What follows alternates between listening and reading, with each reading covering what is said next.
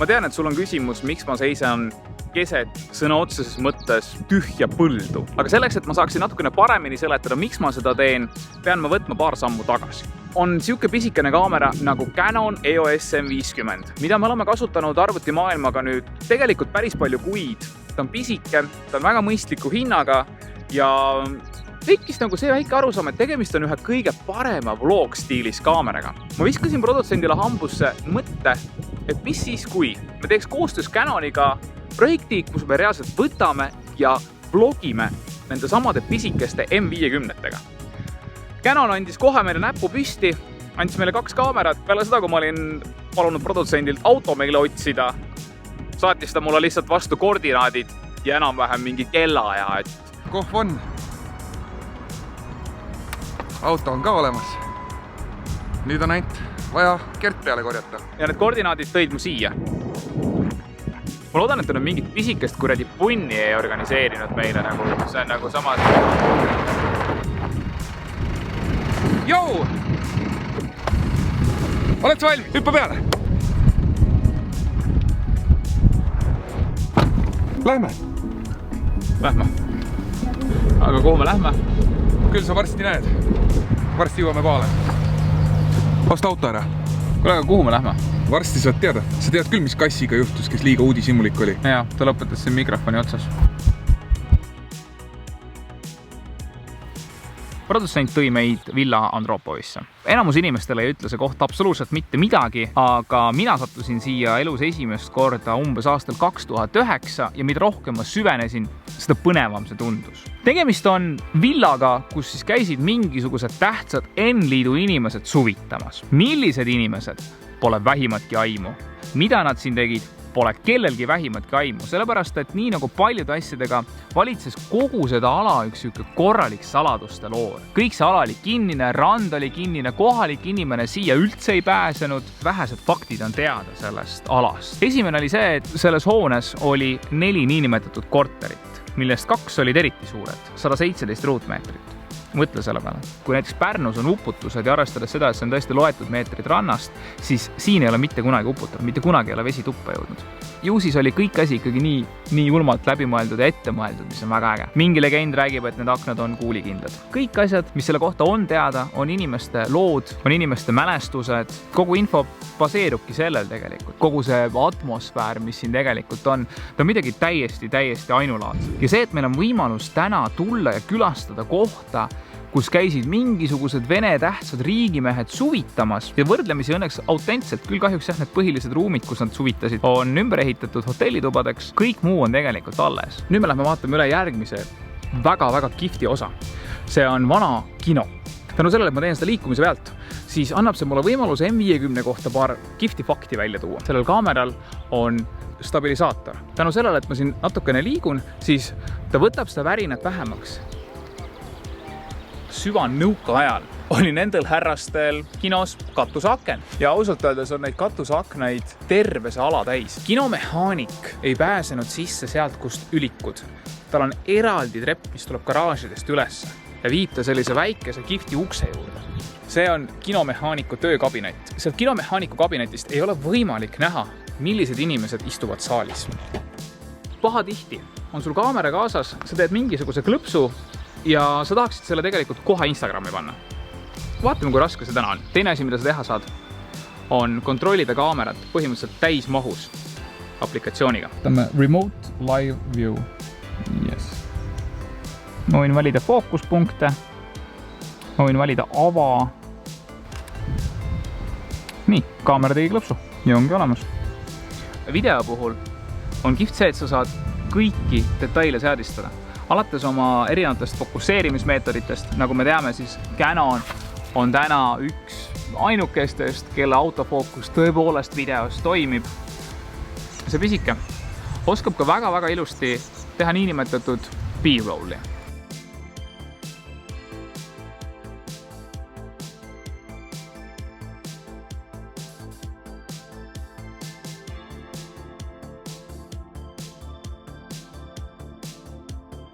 Lihtsas keeles sa saad tuua selle asja aegluupi ja 2 korda aeglasemalt.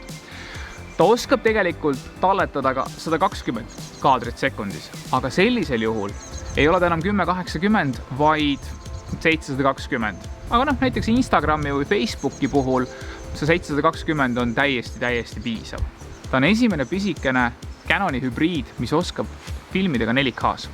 Küll siis toimub teatud sorti crop ja me kaotame kahjuks selle kihvti dual pixel autofookuse ja muidugi 4K timelapse.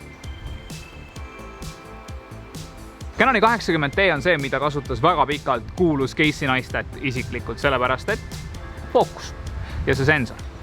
Nii et see on pakitud siia imetillukesse kesta. Ja kus selle pannkook toruga, no see kaamera lihtsalt on super kompaktne. Kui me räägime objektiividest, siis jah, tal on enda bajonett, aga samal ajal see valik on väga asjalik. See on imetillukene vidin, mis lubab kasutada M50 ees ükskõik millist Canoni toru. Üleminek olemas ja nüüd ma võtan klassikalise Canoni 2470 makro. Voila, ta ei ole ainult lihtsalt vlogger kaamera. Suurel asjal sureb aku ära keset shooti, rabad selle ja tehniliselt sa saad oma asjad tehtud. See mikriauk. Kaameratele endal on mikrofonid küll sisse ehitatud, aga selline korralik asjalik mikrofon, see on alati etem. See ekraan on täiesti suurepärane. Ükskõik mis nurga alt sul on vaja võtta, ülevalt, alt, kõik mida sa ekraanil näed, sa saad füüsiliselt ka otse ekraani pealt seda seadistada. Selle hind on kuskilt circa vist 630 € praegu Eesti. Selle raha eest on siin ausalt öeldes kaamerat ikka väga palju. See on Jeep Wrangler. Tõenäoliselt ainukene maastikusuutlik auto, mis hetkel müügil on. Ja seda saab osta Ameerika autost sõpruse puiestelt. Suur tänu auto laenamisest. Kohe, kui produtsent lõpetab Wrangleris selfide tegemise ära, liigume meie edasi. Andropo, sinu oli kihvt. Ma loodan, et järgmine, kui me siia tagasi jõuame. Ei ole olukord nii tröösti. Võib-olla ei ole veel päris need ilmad kabrioleti jaoks.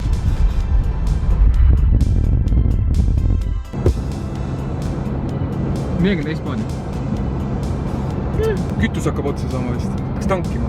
Me oleme jõudnud järgmisse naljakasse kohta, kuhu produtsent meid tõi. Nüüd me oleme automuuseumis. Siin on peaosatäitja ja seal on automuuseum. Meil tekkis siin väike arutelu ühe härrasega ja võib-olla ma lasen härrasel endal ka paar sõna öelda. Ivan, räägi nüüd. Siin on tohutult palju autosid, mis on siis Vene päritolu ja kõik need autod on siin täiesti prillikivid. Nad kõik näevad välja, nagu nad oleks just tehasest välja tulnud. Inimesed, kes ei tea absoluutselt mitte midagi vanadest Vene autodest, siis see on see koht. Ja inimesed, kes võib-olla natukene nutavad taga Vene autosid, siis taaskord see on jälle see koht. Minu elu esimene avarii oli umbes täpselt sellises Šaparosed siis. Mis avarii? See oli tegelikult tumekuhja sõitmine talvel kuskil maakohas. Mul oli vanaisal kunagi siuke. Kui nüüd vaadata selle auto pepu kõrgust, siis on aru saada, et tegemist on päris kõrge autoga. Sildade alla on clearance'id 22 senti, nii et see ikka kannatab igal pool ronimist. Kere kõrgus vist maapinnast on 43 sentimeetrit ja kannatas kuni 30 sentimeetrises vees ringi uitamist, nii et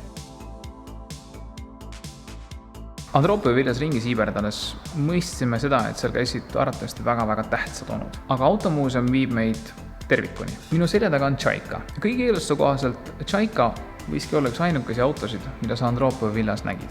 Tegemist oli siis Vene erinevate tähtsate onude superluksuslike sõiduvahenditega. See on Paul Kerese Rambler. Tegemist oli N-liidu esimese välise autoga, mis tuli kuskilt mujalt maailmast.